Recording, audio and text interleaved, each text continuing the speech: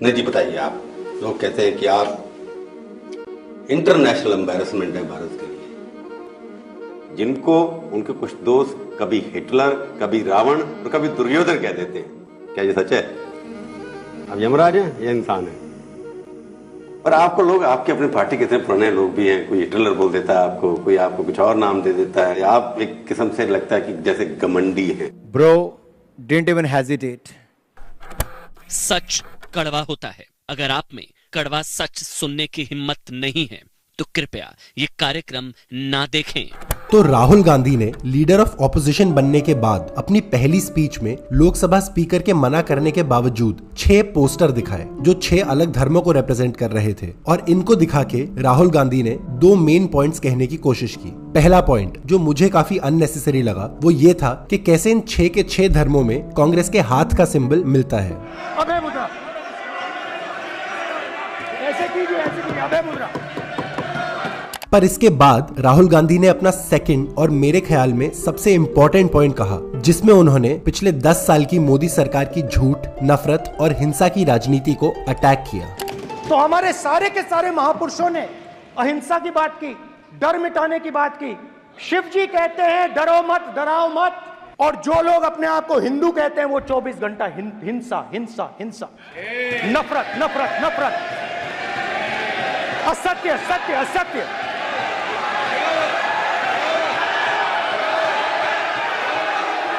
हिंदू हो ही नहीं।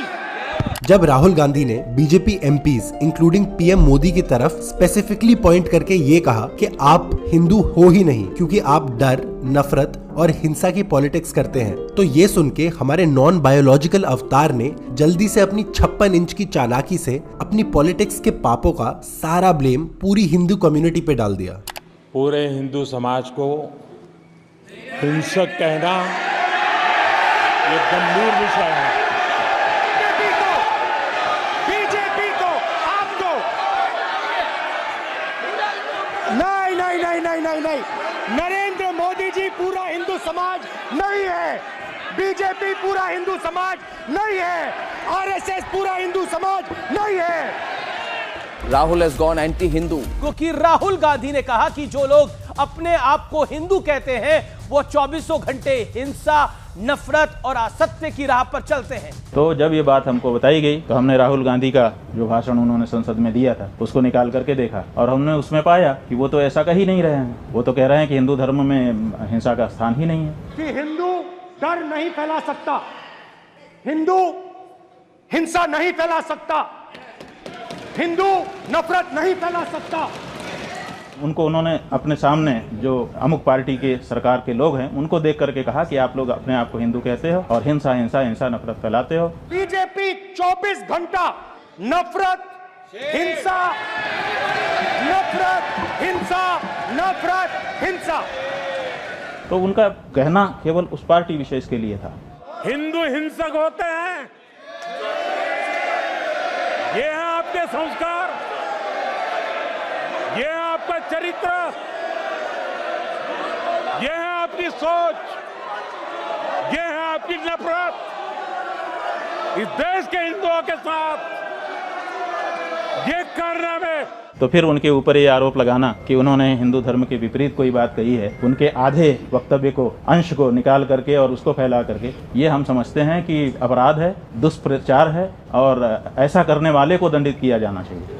पर जब ऐसा करने वाले पहले व्यक्ति खुद पीएम मोदी हो तो हम सब जानते हैं कि उन्हें सजा दिलाना तो दूर की बात है, बल्कि उन पर कोई इल्जाम लगाना भी आज की डेट में पाप समान माना जाएगा। और इसीलिए सारे न्यूज चैनल्स ने पीएम मोदी का फैक्ट चेक करके झूठ का पर्दाफाश करने की जगह देश को फेक न्यूज का प्रसाद और माइनॉरिटीज के खिलाफ नफरत परोसना बेहतर समझा। सारे हिंदुओं को हिंसक क्यों बोला? नहीं, ऐसा मुसलमानों के लिए बोल के देखे ना। क्या कोई ऐसा कह सकते हैं कि जो अपने आप को मुस्लिम कहते हैं वो हिंसा नफरत फैलाते हैं? बोल के देखे मुसलमानों के लिए, या सिखों के लिए बोल के देखे, या ईसाइयों के लिए बोल के देखे। क्या जो खुद को सिख कहते हैं वो सबसे ज्यादा हिंसक है? क्या जो खुद को मुसलमान कहते हैं वो सबसे ज्यादा हिंसक है? क्या जो खुद को ईसाई कहते हैं वो सबसे ज्यादा हिंसक है? क्या किसी और धर्म विशेष के लिए ये बोला जा सकता है?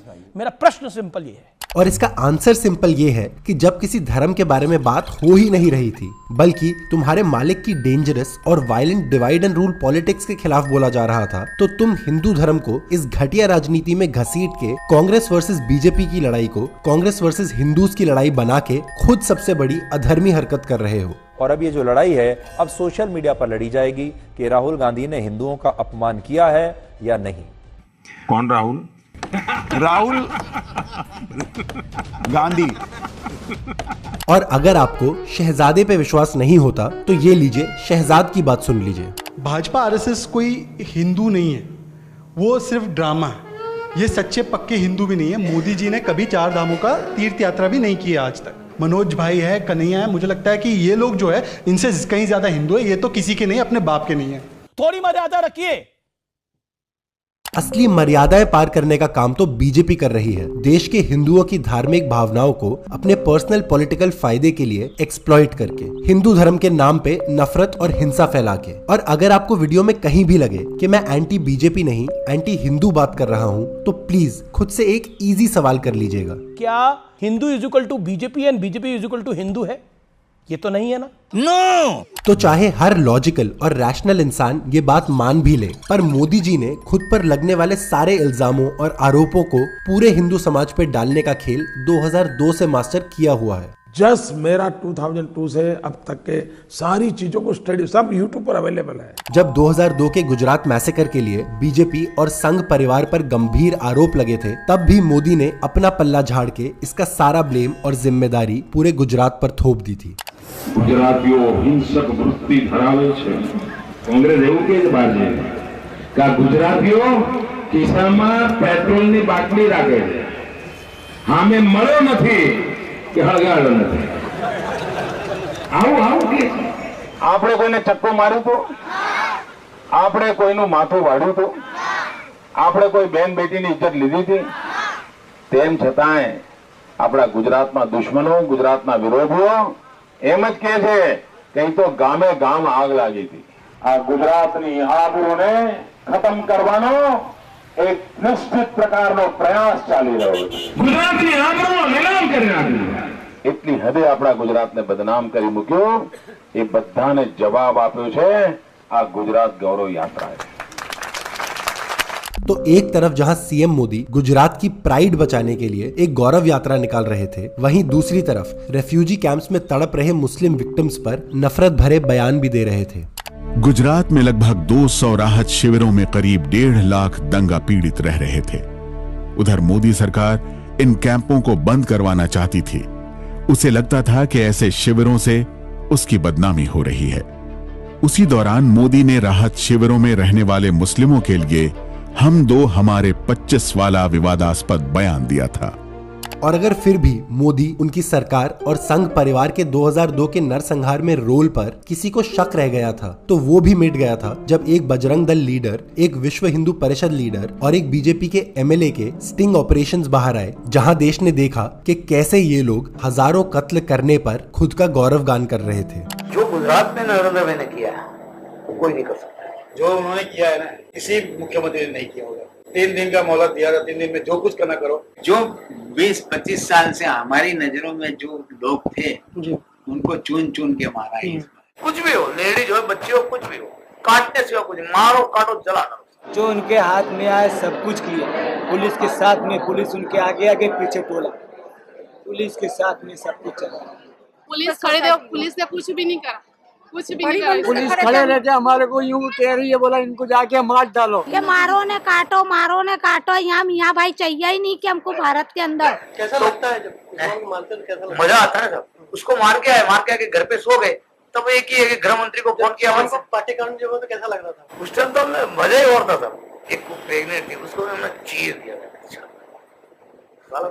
तो 2002 के जघन्य अपराधों के लिए मोदी को डायरेक्टली जिम्मेदार कहते हुए 2004 में स्मृति ईरानी ने एक फास्ट अनटू डेथ यानी आमरण अनशन पर जाने का फैसला लिया था और ये इंडेफिनिट फास्ट तब तक चलना था जब तक मोदी गुजरात के सीएम के पद से रिजाइन नहीं करते। पर फिर 1-2 दिन बाद ही Smriti Irani party high command के प्रेशर में आके पलट गई थी। नरेंद्र भाई ने सार्वजनिक तौर पर कहा है कि अगर उनके खिलाफ एक भी सबूत मिलता है तो देश माफी से अपने आप को संतुष्ट ना करे, बल्कि चौराहे पर खड़े रख करके मोदी को फांसी देनी चाहिए। छोटी सी भी गुनाह या गलती ध्यान में आती है, चौराहे पर फांसी देनी चाहिए। मोदी को कतई माफ नहीं करना चाहिए। तो जेल में आप बताइए ना, छुड़वाया किसने? बताइए तो कैसे छुड़वाया?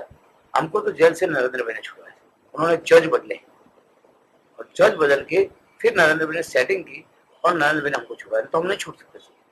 जितनी मेहनत 2002 के अपराधियों को जेल से निकलवाने में मोदी और बीजेपी की गुजरात सरकार ने की है, उसका एक प्राइम एग्जाम्पल है बिल्किस बानो का केस, जहां ऑलमोस्ट एक इम्पॉसिबल लड़ाई लड़ते हुए सालों की संघर्ष के बाद मुजरिमों को फाइनली सजा मिली। पर गुजरात सरकार ने 15 अगस्त 2022 में इस केस के सभी 11 मुजरिमों को जेल से रिहा करके उन्हें संस्कारी ब्राह्मण तक कह दिया था। उल्टी आती है, ये संस्कारी लोग हैं। अगर ये हमारे जो रूलिंग डिस्पेंसेशन है उसके मेंबर्स ये कह रहे हैं तो फिर क्या उम्मीद है हमारे पास? बिल्किस बानो के पूरे केस पर मैंने एक डिटेल्ड वीडियो बनाई थी जो आप मेरे चैनल पर देख सकते हैं, और 2002 से रिलेटेड सारे स्टिंग ऑपरेशंस अब तहलका के YouTube चैनल पर देख सकते हैं। सब YouTube पर अवेलेबल है। Can I point out to you that in September 2003 the Supreme Court said they had lost faith in the Gujarat government. The Chief Justice of the Supreme Court said that you were like a modern day Nero who looks the other side when helpless children and innocent women are burnt. People still call you to your face a mass murderer.